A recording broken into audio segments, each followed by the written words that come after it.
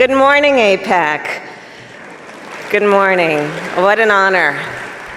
So, having grown up in the Bay Area, I fondly remember those Jewish National Fund boxes that we would use to collect donations to plant trees for Israel. Years later, when I visited Israel for the first time, I saw the fruits of that effort and the Israeli ingenuity that has truly made a desert bloom. So let me be clear about what I believe. I stand with Israel because of our shared values, which are so fundamental to the founding of both our nations. I believe the bonds between the United States and Israel are unbreakable, and we can never let anyone drive a wedge between us.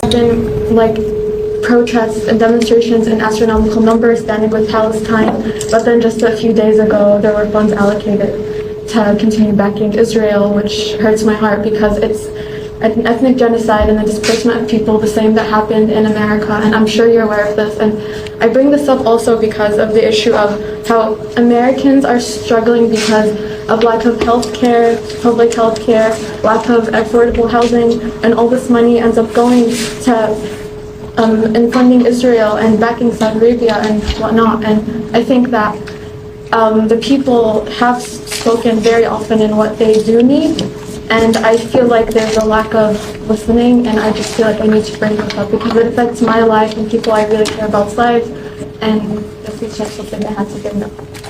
I'm glad you did.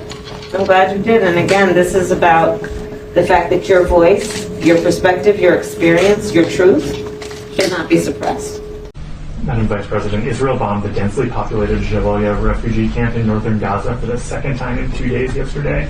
Has the Biden-Harris administration reached out to discuss with Israel the bombing of the camp? And do you and President Biden consider the camp a legitimate military target or is acceptable collateral damage in Israel's efforts to defeat Hamas?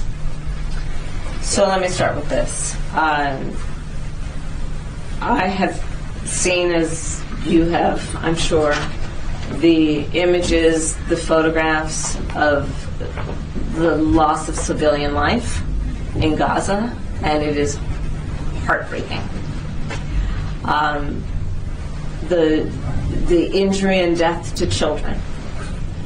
I have a friend who I talked with recently who has family in Gaza and has lost a number of the members of her family, innocent civilians. So let me start by saying that it is absolutely tragic when there is ever anywhere any loss of innocent life, of innocent civilians, of children. And there is no word that I can offer you that that justifies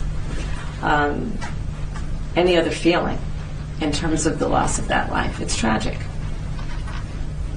I just want to follow up specifically with the refugee camp. Do you think that that is a legitimate military target, that it's an acceptable? We are not telling Israel how it should conduct this war, and so I'm not going to speak to that. Kamala Harris being the successor to President Biden makes complete sense. Nothing is actually going to change coming from the White House on Gaza or any foreign policy. We are going to continue to stand with Israel's right to defend itself and never forget what happened on October 7th. She's following his footsteps, and it's no surprise that he feels comfortable handing the reins over to her as she takes a go at Trump. So let me be clear about what I believe. I stand with Israel because of our shared values, which are so fundamental to the founding of both our nations. I believe the bonds between the United States and Israel are unbreakable, and we can never let anyone drive a wedge between us.